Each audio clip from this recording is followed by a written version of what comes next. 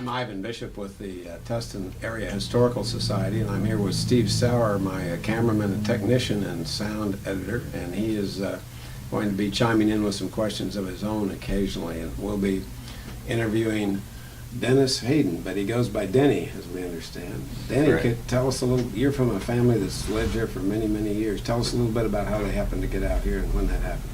Well, my family's from Nebraska, and after World War I, 1918, they came to Tustin, and they traveled by old touring car, and they crossed the sand dunes between Yuma and El Centro on the old plank road because there was shifting sand there and they couldn't keep a road, so they had a road that existed for about 12 or 14 miles made of heavy planks, and all the cars had to stay on that road.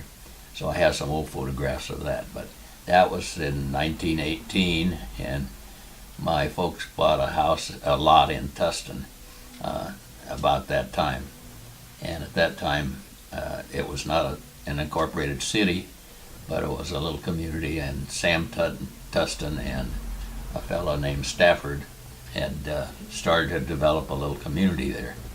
So they bought a lot, and there were two old farmers from Iowa that were good carpenters, and they, together with my dad, commenced to build a house. And the practice in those days was to build a garage first and put a substantial wooden floor in the garage, then live in the garage while the house was being built. So it was about that time that I was born, in 1925, and we lived in that house until I went in the service. So that's kind of the background. The other, my mother was a Clary, C-L-E-A-R-Y, and she had brothers and so forth, and one of them we talked about a moment ago was Charlie Clary, who's a taxidermist and at one time had the pool hall in Tustin. Now, is that house still there, Denny? The home is still there. There's some kind of a plaque on it that it was one of the early homes or something like that. But it was on about an acre, well, 3/4 of an acre anyway, behind the house. And we had orange trees back there, and we had chickens, and I had a donkey that we used to ride around town. And the lot behind us was where Orville Northrup lived. And Orville Northrup was a teacher at the high school, later became the principal of the high school. And Orville liked goat's milk, so he kept goats. So we had a donkey on one side and he had the goats on the other side. But he had an advantage because the donkey used to start braying about 5 o'clock every morning, and you could hear him all over town. It was waking people up. So my dad kept telling me, you got to get rid of that donkey. So it got to the point that I could hear him start to inhale the donkey when he was going to bray. And I'd jump out of bed and run out there and cover up his head with my arms to try to keep him from braying. But we had to finally give up on him. But that's some of the wildlife we had there at that time. Did you have brothers and sisters?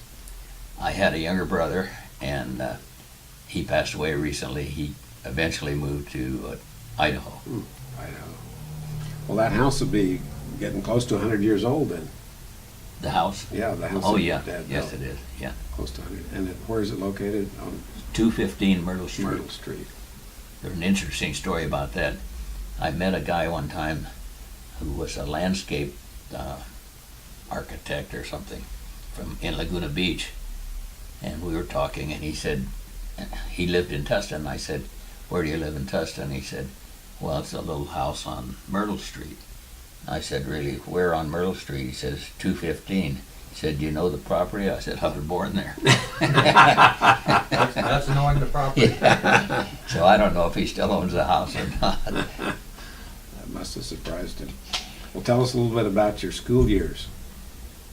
Well, I went from kindergarten through all the schools in Tustin, with the exception of the last semester or two, because I was out duck hunting one morning down near where the Orange County Airport is now. And when I came home on a Sunday morning, my dad said, we're in the war. And I said, what do you mean? He said, well, the Japanese just bombed Pearl Harbor. And I said, well, where's Pearl Harbor? I didn't even know where it was. But he said, well, we're back in the war. So shortly after that, they took all the Japanese kids that were in the classes and so forth, and primarily their parents, and put them in internment camps. And some are up on Highway 395.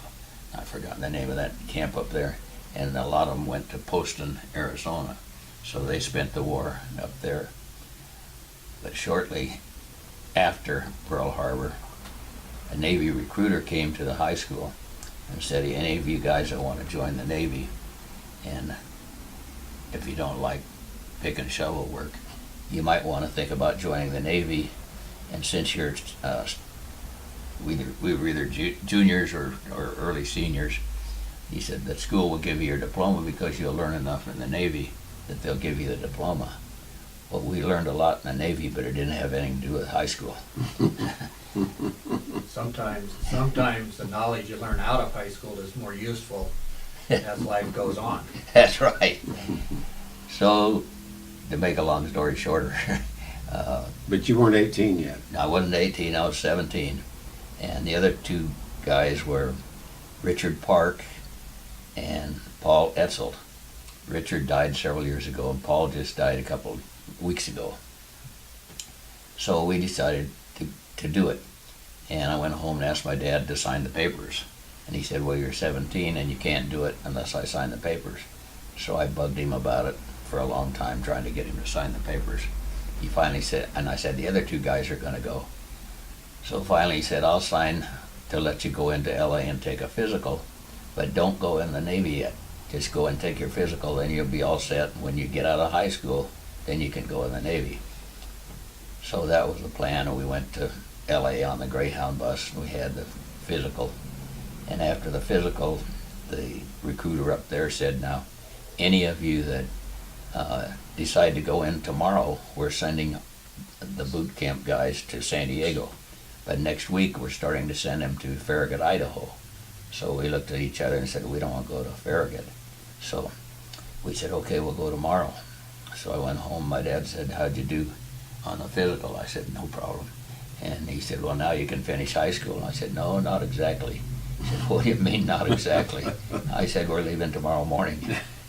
Well, he had a pretty robust temper, and he was pretty much upset about it. At any rate, the next morning the Greyhound bus picked us up at the corner of First and Tustin Avenue, and there was a Texaco gasoline station there that Richard Park's dad owned, and where you could buy Texaco Fire Chief gas for 12 cents a gallon.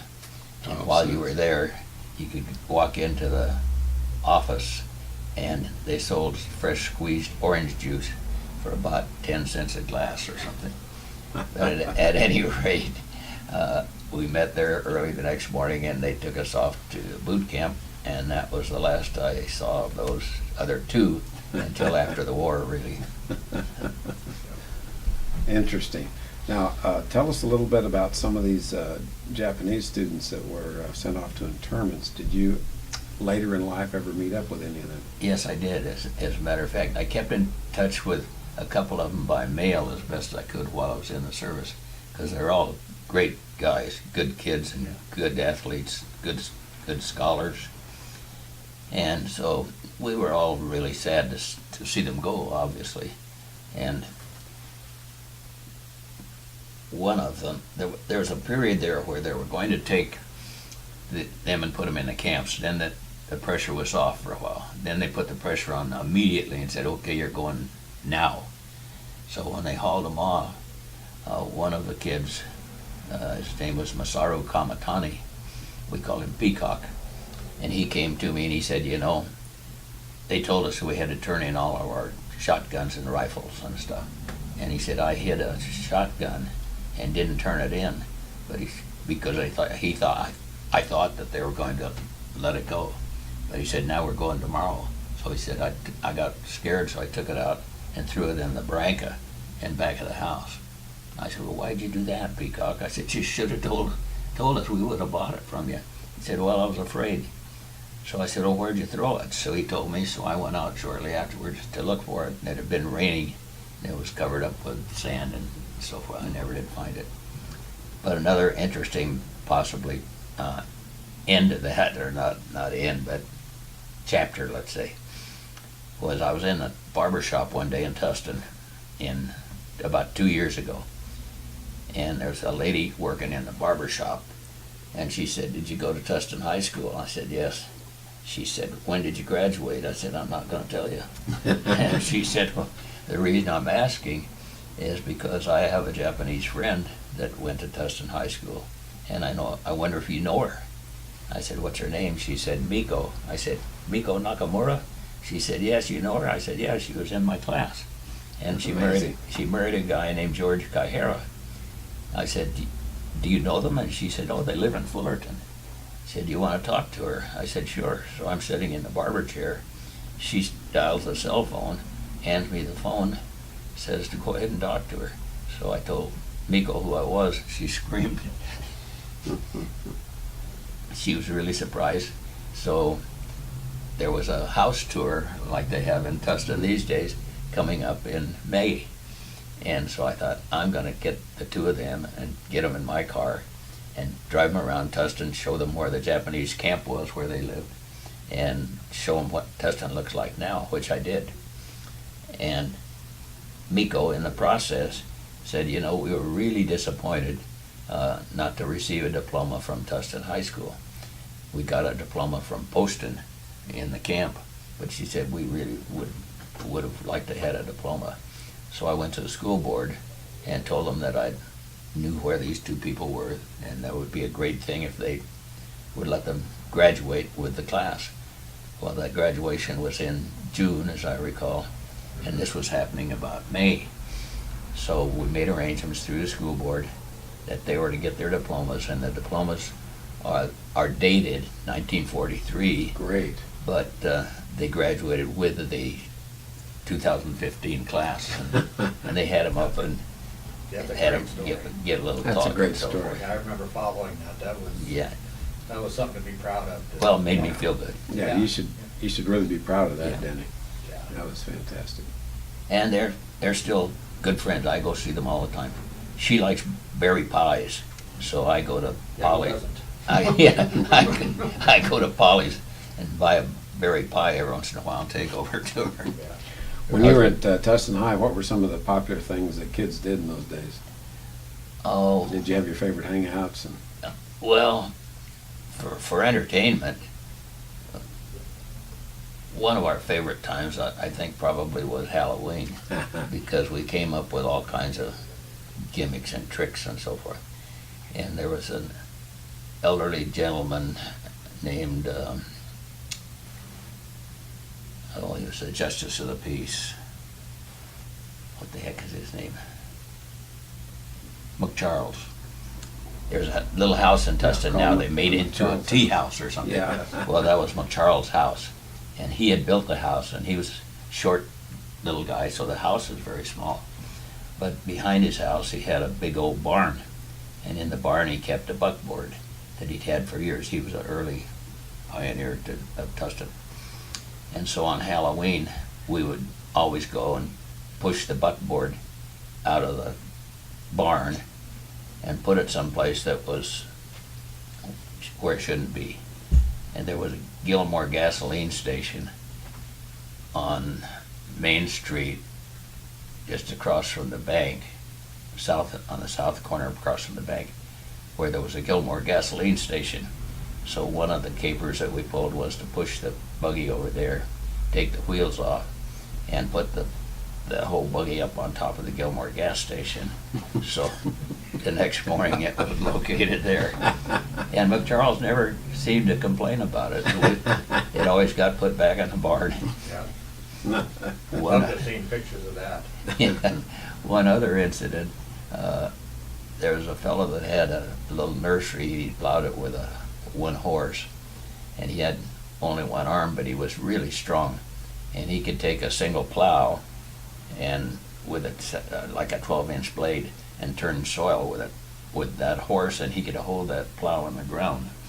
And It's amazing. he had a little nursery there, and it was an old plug of a horse. So after Roosevelt was elected, we didn't have very many Democrats in Tustin at that time, and Sam Long got appointed a postmaster, and the post office was between where the drugstore was on the corner. Next to the drugstore was the Justice Court and the police chief's office. And next was the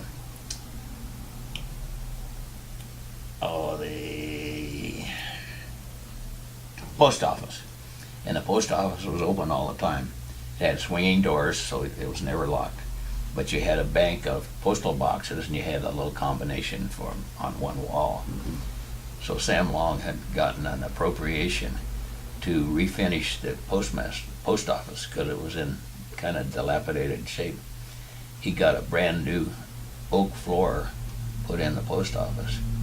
And the morning after Halloween one year, the tailor's horse was staring out the open doors of the post office. Just happened to wander in. Yeah.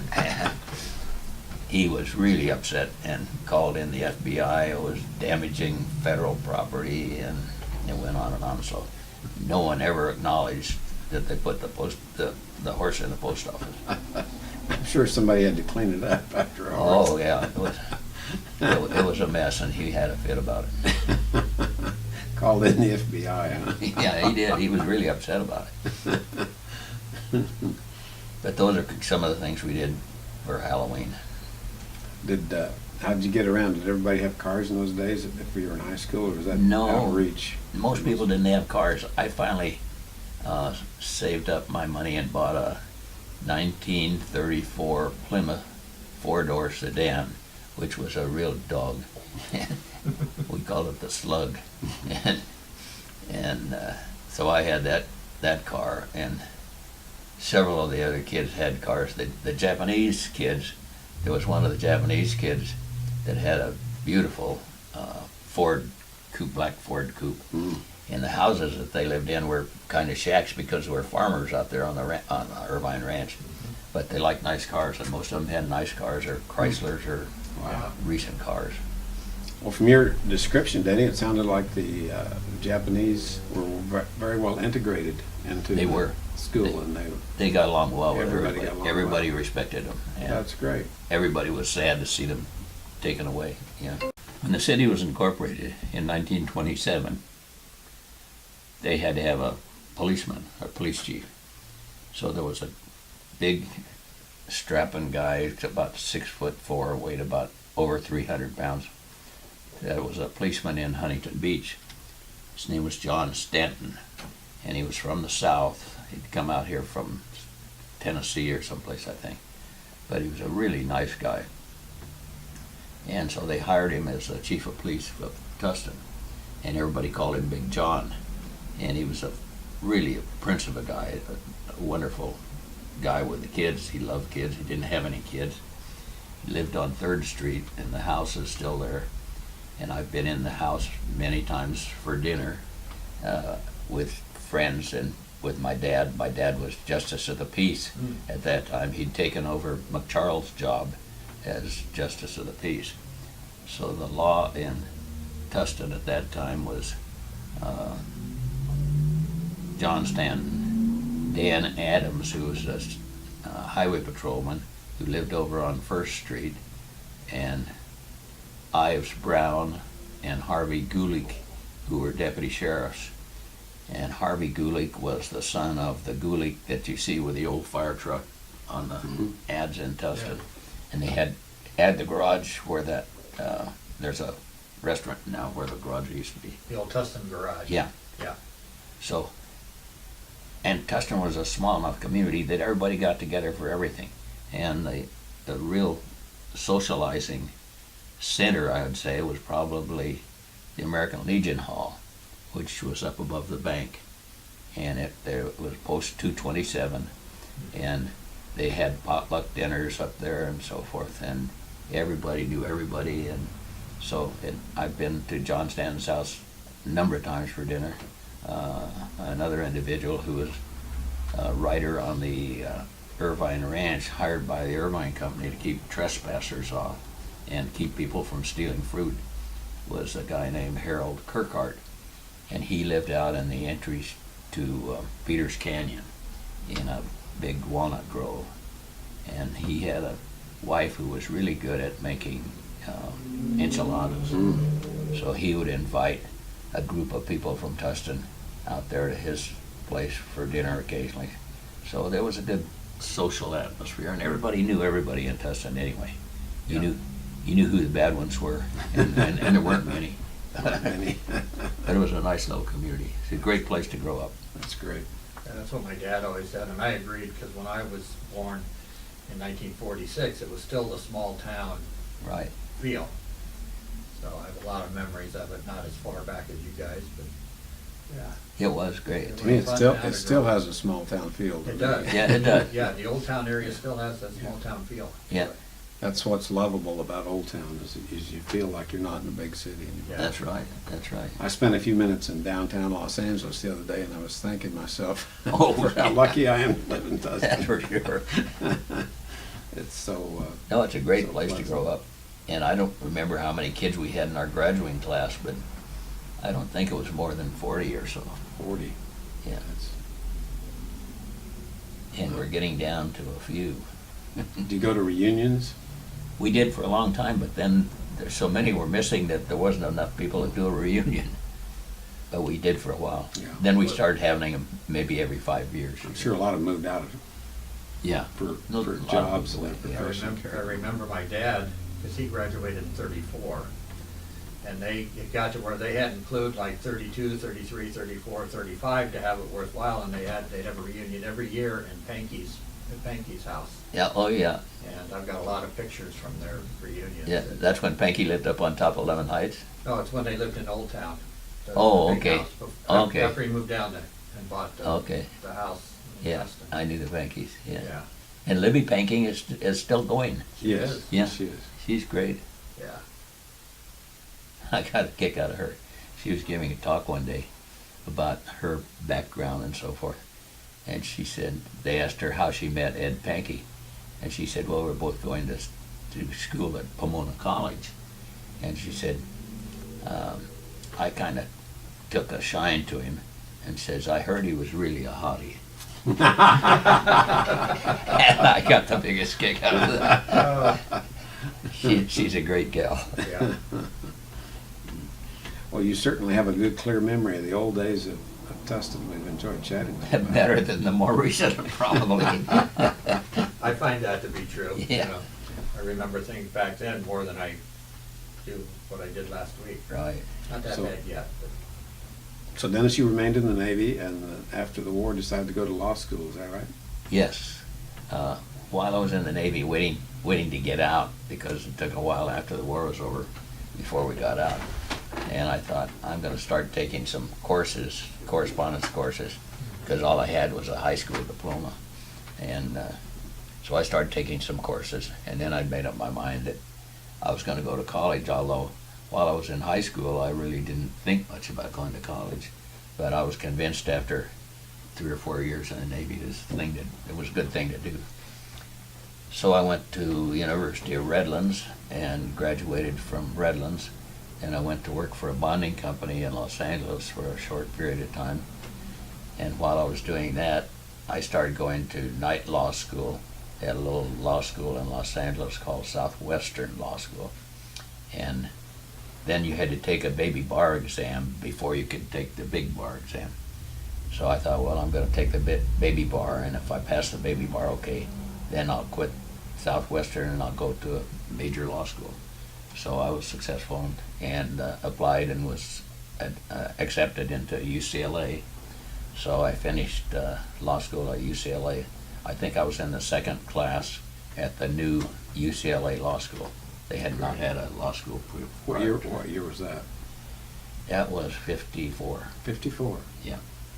You've been practicing ever since, and still are. I've been practicing ever since, yeah. And you told me at the time there weren't any lawyers in Tustin. There were none in Tustin. Finally, there were 2 guys that got out of the Marine Corps at El Toro and opened an office there in Tustin. which they stayed for a little while, but then eventually they moved to Santa Ana because there really wasn't enough that required an attorney out there. Also during, I'd say about 1957, 58, along in there, I was hired as attorney for the city of Tustin. Mm. So I served as city attorney for about 4 years.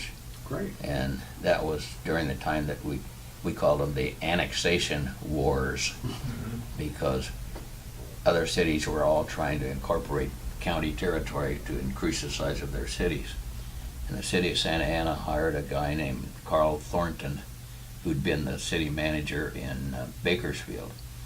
And this was at a time when the smaller cities were just beginning to hire city managers.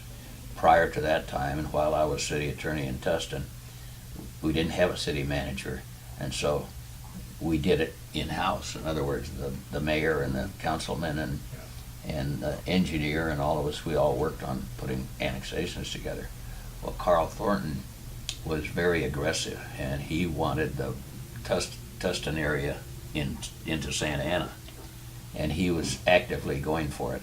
And there was some threat from Costa Mesa on the south and Orange on the north.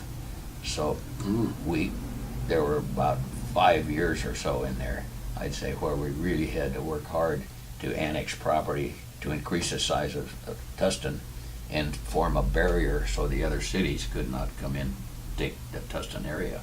Yeah. And it was well, it involved, if we wanted a property to come into the city of Tustin, or the property owner wanted to come into Tustin, you had to get the approval of the Attorney General's office and some other stuff. But then it had to be a contiguous parcel. You couldn't have an island Right. in the city of Santa Ana and another one in there. So Santa Ana kept encroaching, trying to get our property in Tustin. So we had a committee that worked very hard for a number of years putting a thing together. And one of the guys who was really good at it was Earl Ronhorst. He helped us immensely. And we would go to the property owners and say, look, you don't want to be in Santa Ana, do you? Wouldn't you rather be in Tustin? They'd say yes. So we'd say, okay. So then you had to set up the annexation boundaries, and it was depending on two factors. You had a vote of a property owner, but you also had the assessed value of the property. So if you had a bunch of little individual lots, those owners' votes would count.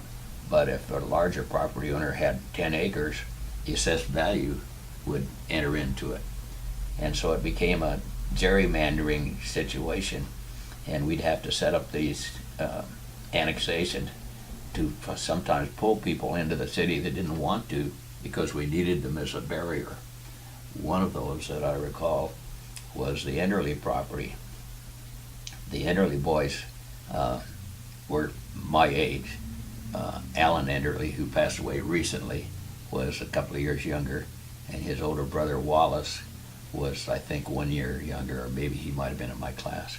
But their mother, Harriet Enderle, was married to the father, and his name was Maurice, as I recall, and he'd been the county assessor. And so we, in building that annexation from Tustin, from First Street in Tustin, along the east side of Tustin Avenue, going north towards Orange, we wanted to set up something there to stop the city of Santa Ana, including the Revere House, and we kept them from getting the Revere House. We got it into Tustin. But Enderle's, Harriet Enderle did not want to come to Tustin. And a lot of people didn't want to come to Tustin because they didn't want to pay city taxes on top of their county taxes. They said, no, we'd rather stay in the county because all we have is a county. And we said, well, you know, we got a police department, we got a city engineer, and we got all these other things, and it'll make it worthwhile to you. A lot of them wouldn't go for it. So Harriet Enderle was one that objected strenuously. And she would come to the city council meetings where we had open hearings, listening to objections and so forth. And she was vociferous. She wanted no part of Tustin, and raised Cain about it. And Alan was right alongside of her. Wallace went in the Army and he was gone, so he wasn't there. But Alan and Harriet were very vocal, and I told Alan and Harriet both. I said, the city cannot offer you zoning as consideration for your coming into the city. It's illegal. So we can't tell you what you're going to be zoned. But from the location of your property, it's obviously going to become commercial property.